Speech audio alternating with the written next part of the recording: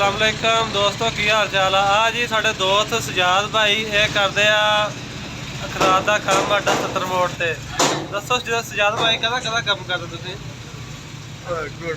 हल दा जी फला जा हो गया सी बिंगा ते सजाद भाई को आए खड़े हैं इन्हू सही कराने वास्ते। हुणे देखते हैं किद्दां सही करदे, तुहानूं दिखाउने आ। देखो ना, ते आ जेहड़ा देखो आ फला ये इदां सी ते ओह इदां हो गया जी। देखो ते हुण सैट करदे आ फोरमैन लगा खोलन, तुहानूं दिखाउने आ।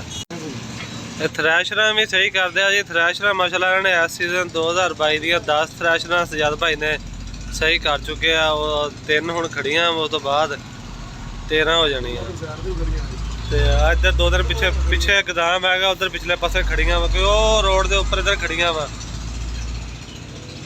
ये फोटाबास का मशहूर अड्डा जी 277 मोड़, जिथे बर्फी मशहूर आ।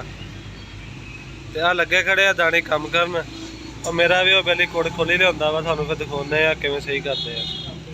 आ देखो जी जवान मैदान लैके तो सट ला के तेन सीधा कर रहा। बहुत बिंगा हो गया सी।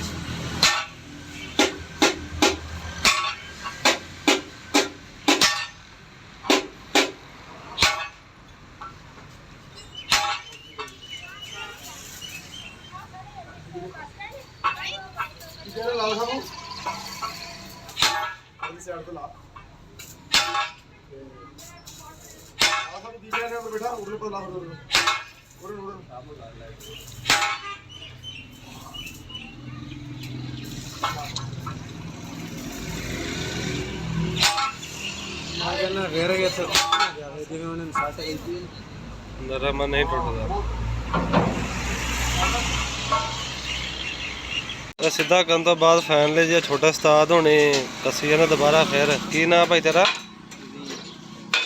सलीम अजीम भाई दोबारा कसी जाते हैं। तो साढ़े चैनल को सबसक्राइब करो, तो वीडियो को लाइक करो, तो वीडियो मुकम्मल देखनी है। तो दुआवां याद रखना वा। अल्लाह हाफिज़।